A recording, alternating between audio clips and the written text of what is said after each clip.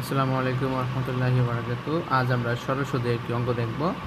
আর সেটি হচ্ছে বার্ষিক 5% হার সরল সুদে 1000 টাকার 2 বছরের সুদ কত? তাহলে আমাদের সুদ নির্ণয় করতে হবে। সুদ যদি নির্ণয় করতে হয় সেক্ষেত্রে এই তিনটা সংখ্যা যদি আমি গুণ করে দিই তাহলে আমাদের নির্ণয় হয়ে যাবে। তাহলে 5% ইন্টু 1000 ইন্টু 2, তাহলে পার্সেন্টের পরিবর্তে আমরা লিখতে পারি, পার্সেন্টের পরিবর্তে আমরা জানি 1/100।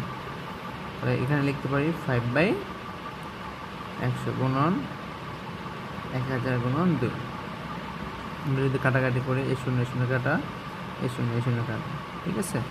তাহলে 5 গুণ এখানে 10 দুগুণে হচ্ছে 20, 5 20 100 টাকা। তাহলে আমরা দেখতে পাচ্ছি যে সুদ আসছে আমাদের কত? 100 টাকা। তাহলে আমাদের 2 নম্বর অপশন সঠিক।